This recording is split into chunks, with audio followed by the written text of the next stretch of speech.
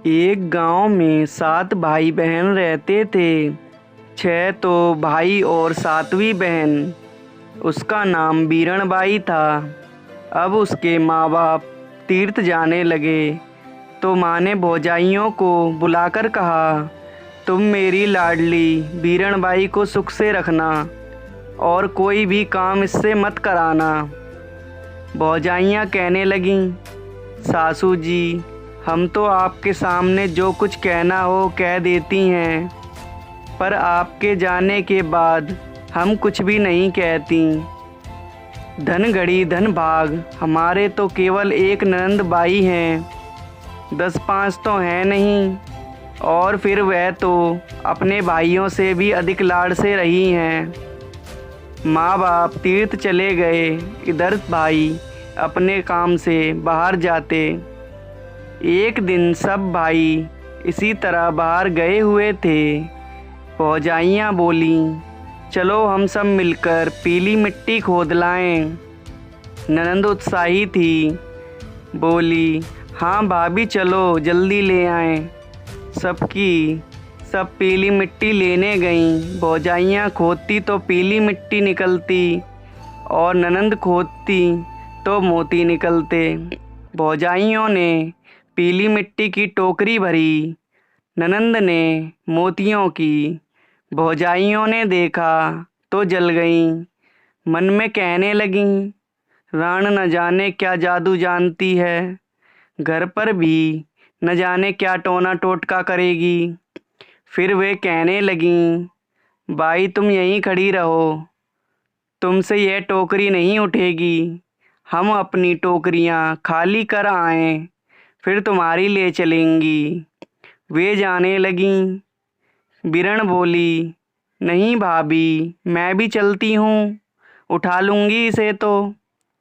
नहीं बाई, तुमने इतना बोझ कभी नहीं उठाया, तुम्हें कहीं कुछ हो गया तो तुम्हारे भाई हमें खा जाएंगे।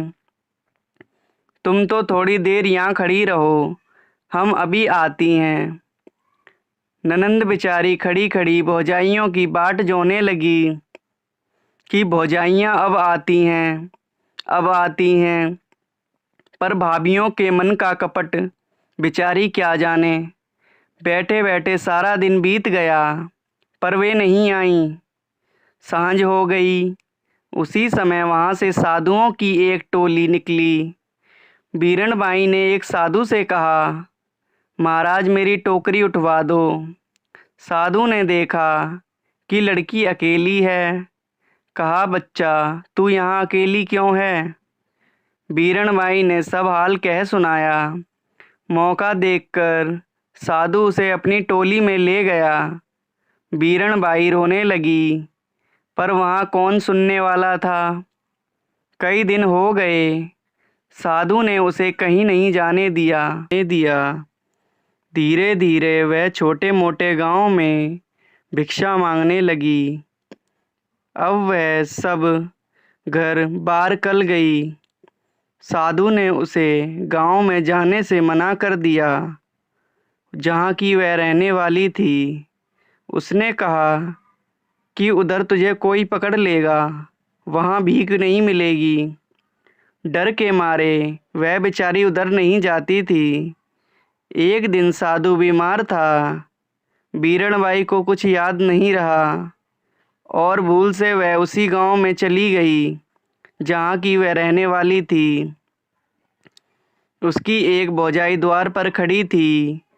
बीरणबाई जाकर गाने लगी, 7 भाई की एक बीरणबाई, मोतीड़ा हो खोदते जोगिते पकड़ी, माई माई भिक्षा दें। 7 भाइयों की एक बीरणबाई थी, उसे मिट्टी खोदते हुए जोगी ने पकड़ लिया, हे माई भिक्षा दे। भाभियों ने उसे देखा तो ललकार कर भगा दिया। वह सब भाइयों के घर होती हुई आखिर छोटे भाई के द्वार पर पहुंची। वहाँ भी उसने यही गीत गाया।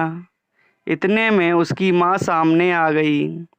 कहने लगी, बाई तू क्या गाती थी, एक बार फिर से तो गा। उसने फिर से गा दिया। माँ की आंखों से आंसुओं की धार बहने लगी। बीरण की आंखें भी डबडबा आईं।